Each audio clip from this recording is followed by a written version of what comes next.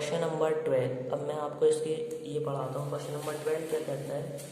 तो question number 12 जो है वो कहता है show that the relation are defined in the set A of all triangles. अब हमें ट्राइंगल्स का शो करना है। रिलेशन आर को जो कि सेट ए से है, इसे हमें ऑल ऑफ ऑल ट्राइंगल्स का सेट है।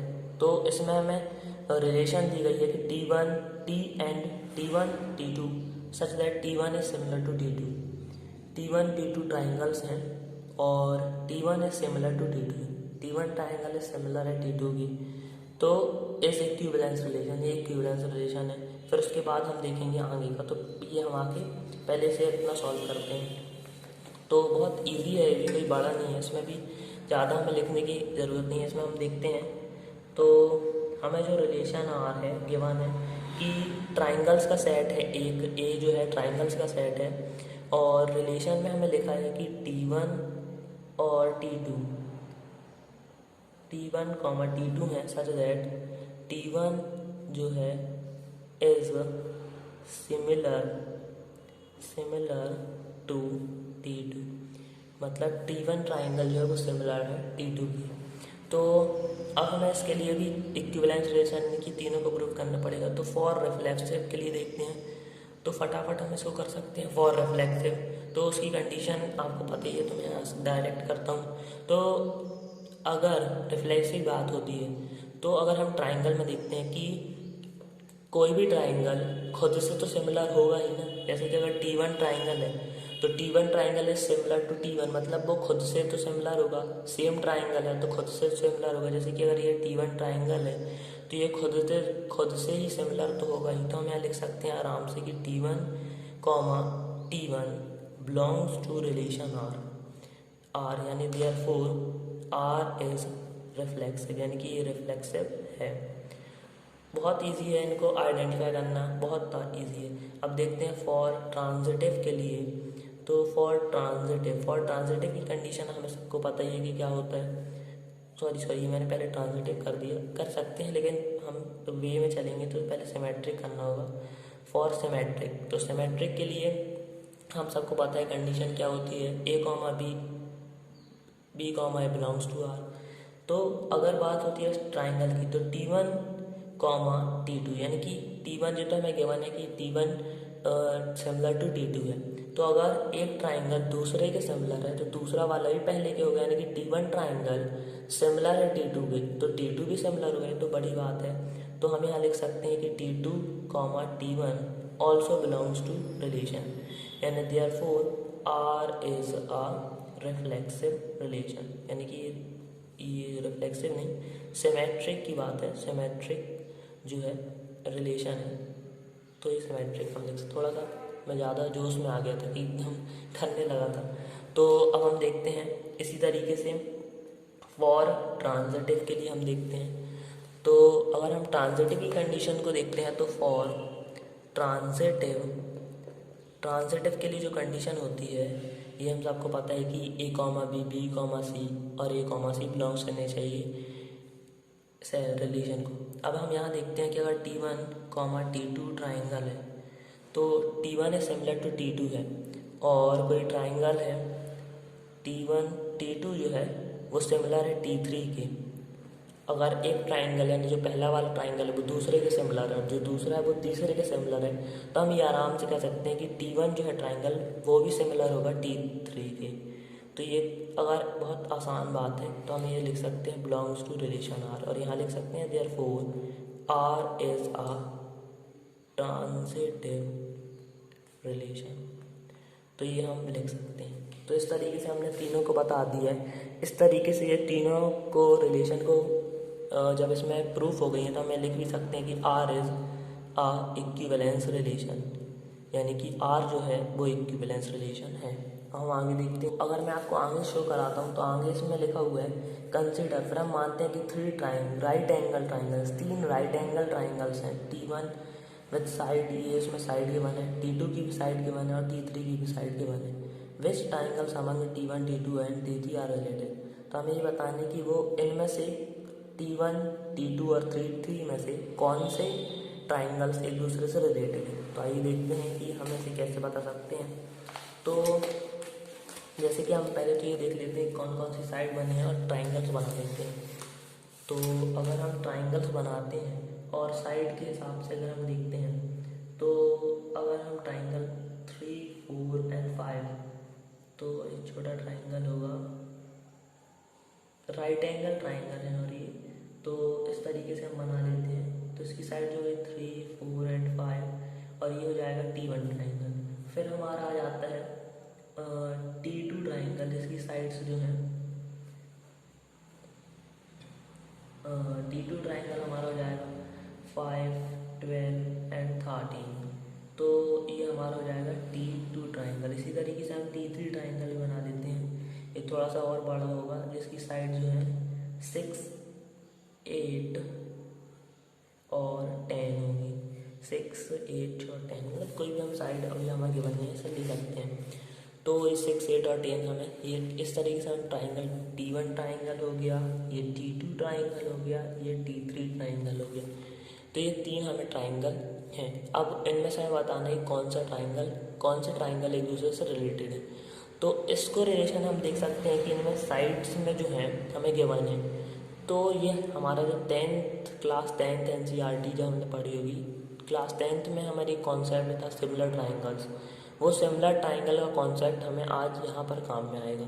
तो हम यहाँ से जब हम साइड्स को रेशियो में रखेंगे और जिनकी साइड्स इक्वल आएंगी, तो हम कह सकते हैं कि, क्योंकि जो भी मैं आपको बता दूं कि जो सिमिलर ट्राइंगल होते हैं, जब सिमिलर ट्राइंगल्स होते हैं तो उनकी जो रेशियो, जो उनकी साइड्स का रेशियो होता है वो इक्वल होता है। तो अब हम देखते हैं यहाँ पर जो है ये क्या करते हैं कंडीशन। अगर हम देखें साफ साफ हमें दिख रहा है कि अगर हम रेशियो में रखते हैं, अगर हम इन दोनों यानी T1 और T2 को रेशियो में रखेंगे, तो 3,5 एंड 5, जैसे कि अगर यहाँ पर लिखा है कि 5, 3,5 एंड 4,12 और इक्वल टू एंड 5,13। तो ये 4 1 से 4 होती है 12। तो ये कुछ 3,5 और 1,3, 5,3। तो ये तो रॉन्ग आ रहा है, इक्वल नहीं है ये तीनों। तो मुझे तो नहीं लगता कि T1 और T2 रिलेटेड होंगे। तो अब हम दूसरे ट्राइंगल की देखते हैं। अब हम देखते हैं T1 एंड T3। ये दोनों हमें देख के ही लग रहा है कि रिलेटेड होंगे। तो हम रेशियो करते हैं 3/6 इक्वल टू 4/8 इक्वल टू 5/10। तो जब हम ये 3 1 ज़ा 3, 2 ज़ा 4, 1 ज़ा 4, 4 2 ज़ा एंड 5 1 ज़ा 5, 5 2 ज़ा, तो ये हमें आ गया 1/2 इक्वल टू 1/2 इक्वल टू 1/2, यानी कि ये करेक्ट है। तो हम कह सकते हैं कि T1 ट्राइंगल इज related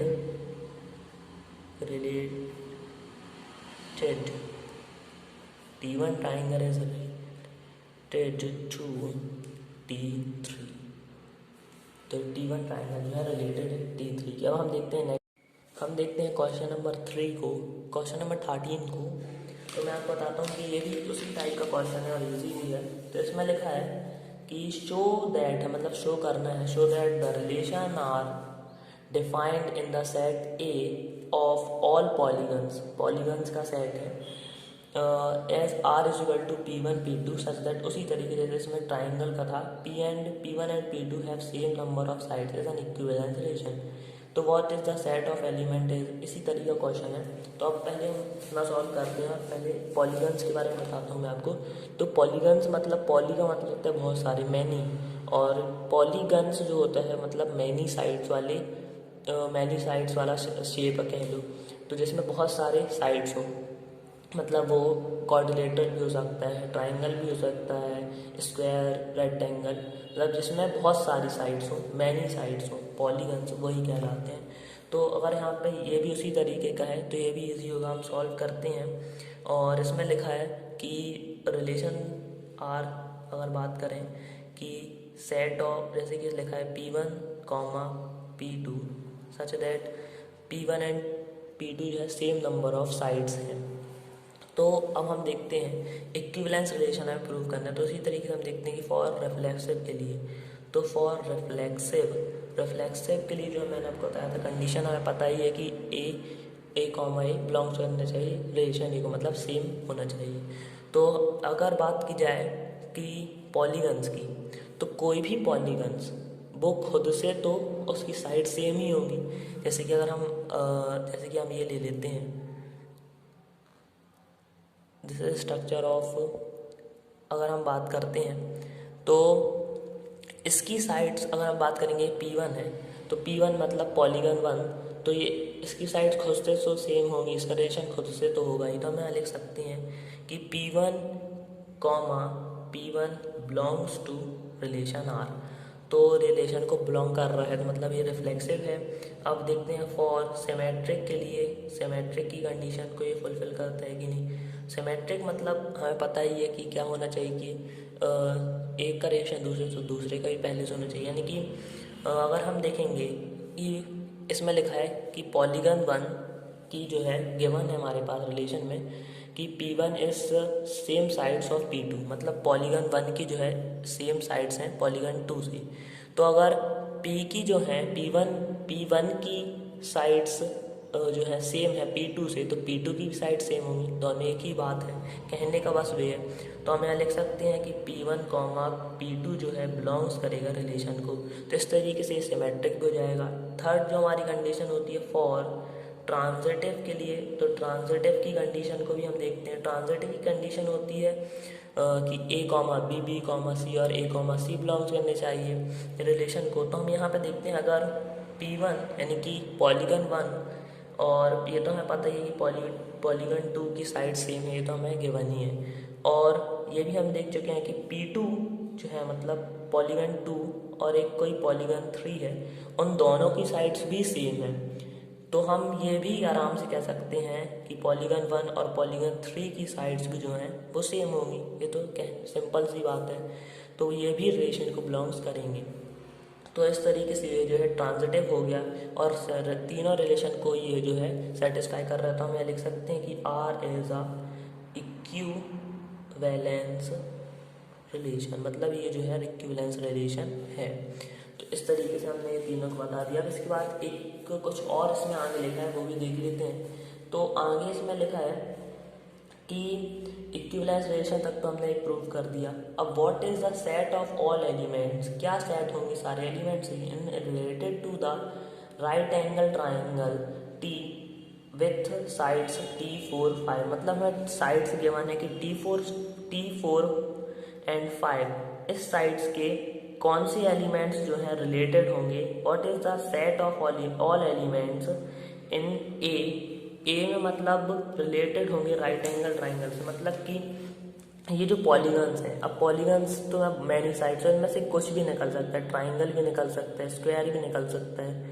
तो हमें यहाँ पे साइड दी गई है और पूछा गया है कि ऑल द कौन से एलिमेंट्स, मतलब सेट ए में से कौन से एलिमेंट्स रिलेटेड होंगे ऑल द एलिमेंट्स जो कि राइट एंगल ट्राइंगल और इनकी साइड्स इस तरीके की होगी। तो जब हम ये कह सकते हैं कि इनकी इसमें लिखा है राइट एंगल ट्राइंगल्स, यानी कि हमें इसमें दिया ही है कि ट्राइंगल्स, तो पॉलीगन्स में जितने भी एलिमेंट्स रिलेटेड होंगे वो ट्राइंगल्स ही होंगे ना, क्योंकि राइट एंगल ट्राइंगल भी ट्राइंगल ही है। तो इसमें हमें बोला गया है, तो हम यहाँ लिख देंगे कि जो ऑल एलिमेंट्स रिलेटेड होंगे सेट से वो ट्राइंगल्स होंगे। ऑल द एलिमेंट्स कह लो या फिर elements related to set A R जो है ट्राइंगल्स होंगे।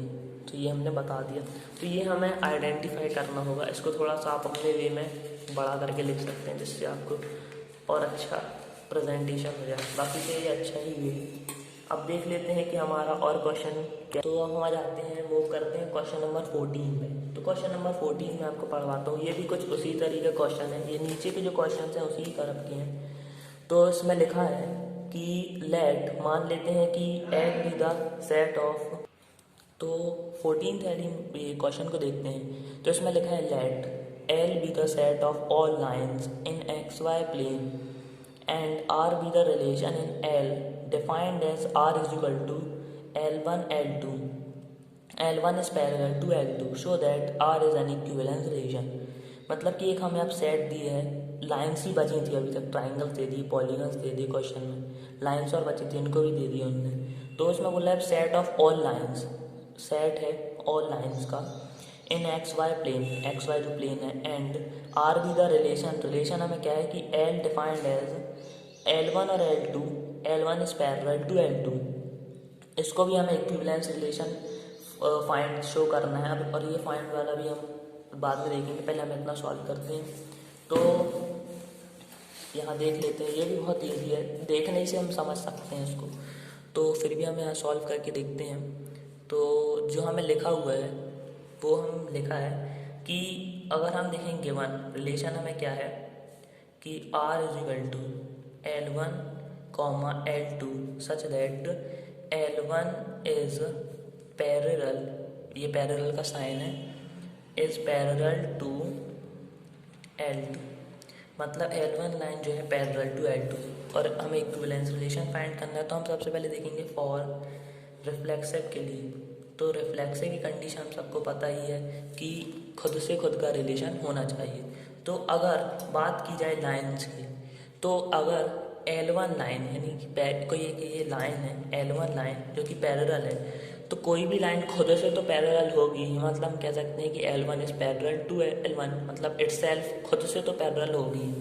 तो L1 कॉमा L1 जो है बिलोंग्स करेगा रिलेशन R को, तो ये हम कह सकते हैं कि L1 और L1 belongs to relation R, मतलब खुद से खुद का रिलेशन तो होगा ही, कोई भी लाइन खुद से पैरेलल होगी, तो इस तरीके से ये रिफ्लेक्सिव हो जाएगा। अब हम देखते हैं, हम यहाँ लिख सकते हैं कि R इज रिफ्लेक्सिव। अब हम देखते हैं फॉर सिमेट्रिक की कंडीशन के लिए। तो फॉर सिमेट्रिक, तो देखते हैं ये सिमेट्रिक है कि नहीं। तो अगर सिमेट्रिक की बात होती है और हमें यहाँ गिवन है कि ये तो हमें गिवन है कि L1 कॉमा L2 मतलब कि बिलोंग्स टू R है, मतलब L1 लाइन और L2 line belongs to R हैं, कि L1 line is parallel to L2। तो अगर ये L1 लाइन है और एक ये L2 लाइन है, ये दोनों पैरेलल है, तो चाहे ऐसा कहो कि L1 line is parallel to L2 या तो कहो L2 line is parallel to L1, बात एक ही है। तो हम यहाँ ये भी लिख सकते हैं कि L2 comma L1 also belongs to relation R, मतलब ये दोनों सिमेट्री की कंडीशन को ही फॉलो कर रही हैं। तो हम लिख सकते हैं therefore R is a symmetric relation, ये जो है सिमेट्रिक रिलेशन को बता रहे हैं। अब हम देखते हैं इसी तरीके से हम देखते हैं फॉर ट्रांजिटिव के लिए। तो फॉर ट्रांजिटिव, तो फॉर ट्रांजिटिव की कंडीशन क्या होती है सबको पता है, लिख देता हूँ चलो यहाँ पे A कॉमा B, थोड़ी ये बड़ी होती है, B कॉमा C और A comma C belongs to relation होने चाहिए। तो अब हम देखते हैं यहाँ पर ऐसा है कि नहीं। तो अगर बात की जाए कि L1 और L2, ये तो हमें गिवन ही है कि L1 is parallel to L2, इन दोनों में तो रिलेशन है, और L2 और L3 कोई तीसरी लाइन है जो कि L2 के पैरेलल, तो हम ये भी कह सकते हैं कि L1 भी L1 कॉमा L3 भी बिलोंग्स टू रिलेशन है, मतलब L1 is also parallel to L2। अब हम देखें यहाँ पे अगर बात लाइन्स की है, यहाँ पे 3 लाइन्स हैं L1, अगर बात की जाए L1 is parallel to L2 तो ये तो ठीक है, और L2 किसी तीसरी लाइन के पैरेलल है, तो हम ये भी कह सकते हैं कि L1 is also parallel to L3। तो ये जो है सिमेट्रिक की कंडीशन को भी, सिमेट्रिक की कंडीशन को ही फॉलो कर रही है, रिफ्लेक्सिव की कंडीशन को फॉलो कर रही है, और ट्रांजिटिव की कंडीशन को भी फुलफिल कर रही है। तो हम यहाँ लिख सकते हैं therefore R is a transitive relation, और लास्ट में हम लिख देते हैं हेंस R इज अ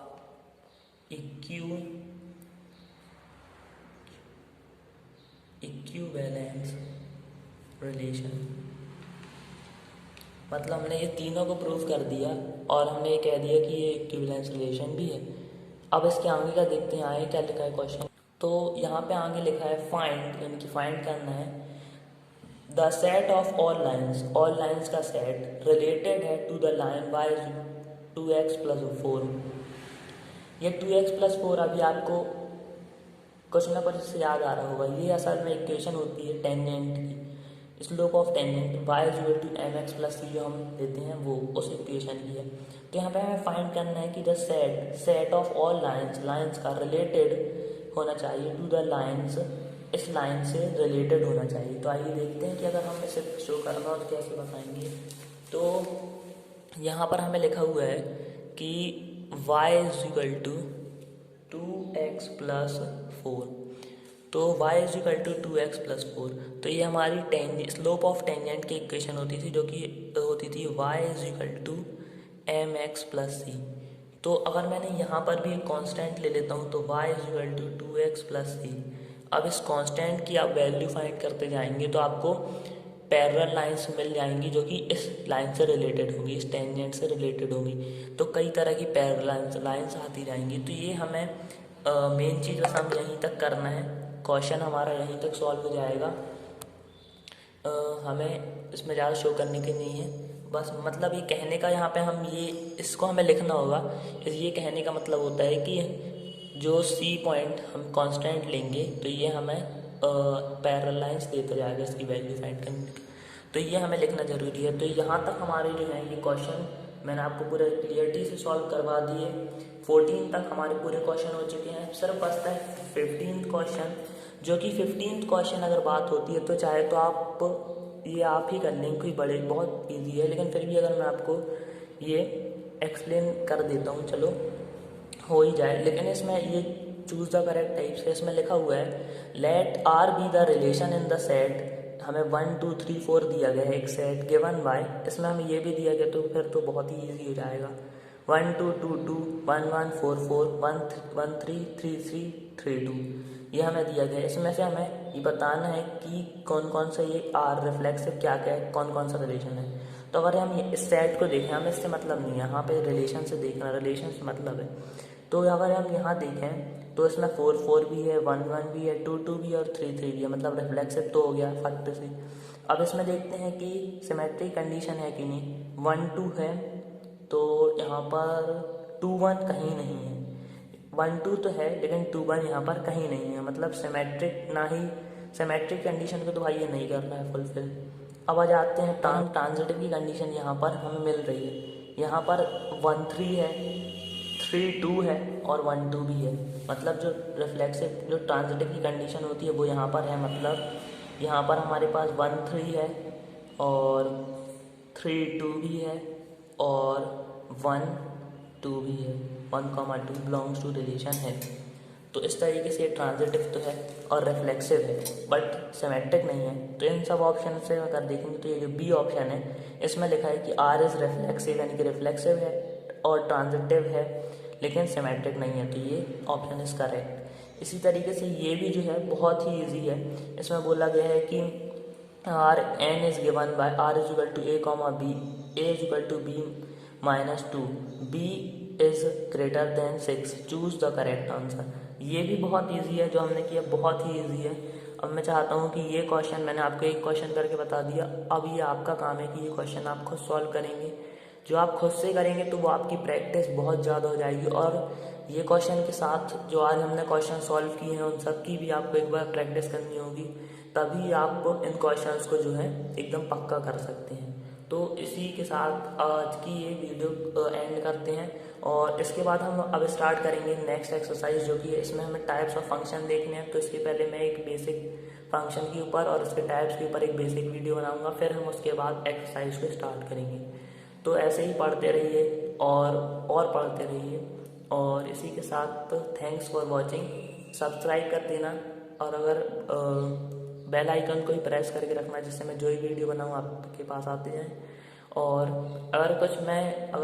अगर आपको कुछ प्रॉब्लम है या फिर किसी भी तरीके से मेरी वीडियो से प्रॉब्लम है तो आप मुझे कमेंट करके बता सकते हैं, तो मैं उस सब प्रॉब्लम्स को इम्प्रूव करूँगा। तो thank you all the students, bye bye.